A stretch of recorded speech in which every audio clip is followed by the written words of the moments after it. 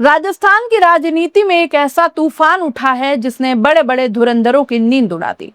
पूर्व मुख्यमंत्री अशोक गहलोत, जिन्हें राजस्थान की सियासत का चाणक्य कहा जाता है, इस बार वागड़ में ऐसा दांव खेलने निकले जो उन्हीं पर उल्टा पड़ता दिख रहा है।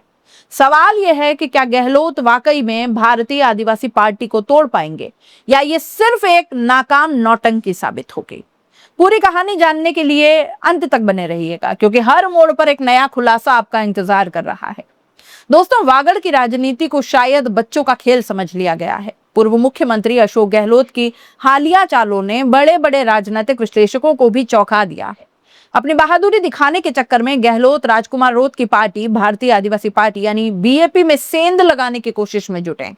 लेकिन यहाँ एक बड़ा सवाल उठता है, क्या गहलोत भूल गए कि कुछ समय पहले उन्हीं का सबसे भरोसेमंद और वागड़ का सबसे मजबूत चेहरा माने जाने वाले महेंद्रजीत सिंह मालविया कांग्रेस से टूटकर अलग हुए और आज तक पार्टी में वापस उतनी अहमियत नहीं पा सके हैं।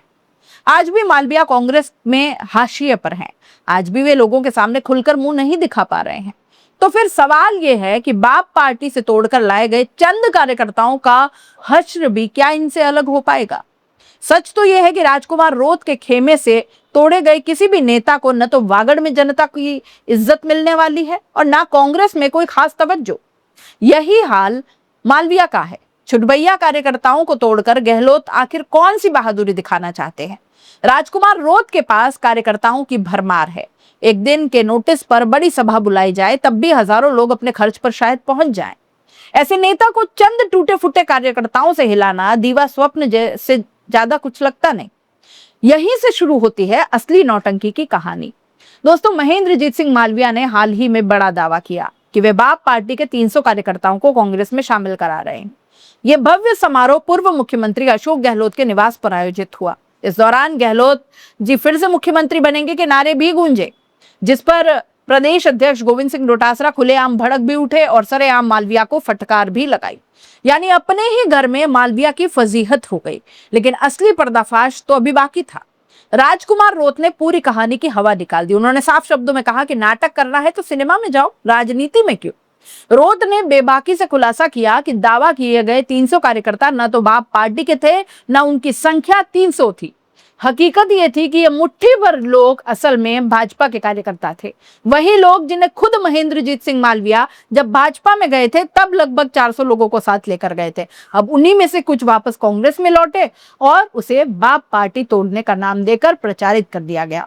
सवाल उठता है कि जब मामला भाजपा और कांग्रेस के बीच का था तो बीएपी पार्टी को बीच में घसीटकर झूठी वाहवाही लूटने की कोशिश आखिर क्यों करनी पड़ी।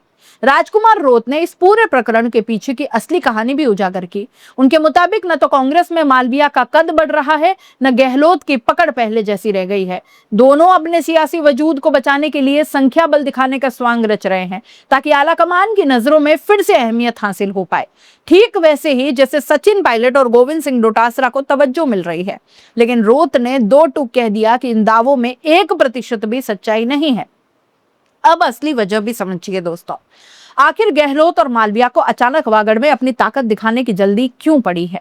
दरअसल कुछ समय पहले कांग्रेस आलाकमान ने सीधे सचिन पायलट को वागड़ की कमान सौंपी ताकि वहां बिगड़ी हुई पार्टी की स्थिति को दोबारा संभाला जा सके।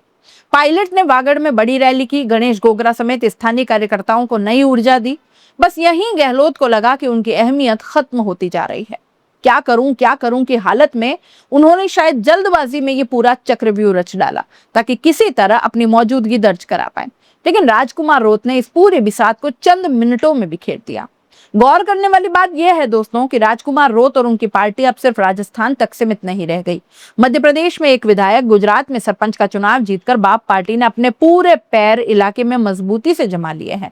महाराष्ट्र में भी संगठन विस्तार जारी है। यानी जिस पार्टी को तीसरा मोर्चा कहकर नजरअंदाज किया जा रहा था, अब वो क्षेत्रीय राजनीति की सबसे बड़ी ताकतों में गिनी जाने लगी है। निष्कर्ष बहुत साफ है। गहलोत और मालविया भले ही कितनी भी टैक्टिक्स आजमा ले, ना तो इससे राजकुमार रोत की सियासी जमीन हिल रहे वाली है और ना कांग्रेस आलाकमान को इन छोटी छोटी चालों से कोई खास फर्क पड़ने वाला दिखाई दे रहा है। वागड़ में अब कांग्रेस का झंडा बुलंद करने की जिम्मेदारी सचिन पायलट और गणेश गोगरा जैसे चेहरों के हाथ में है, जबकि गहलोत और मालविया की ये कवायद कहीं न कहीं अपने ही अस्तित्व को बचाने की आखिरी कोशिश पर नजर आती है। आपको क्या लगता है, क्या रोध को तोड़ने निकले गहलोत को पहले अपने घर में मालविया को नहीं संभालना चाहिए? क्या ये पूरा खेल यूं ही नाकाम साबित होगा?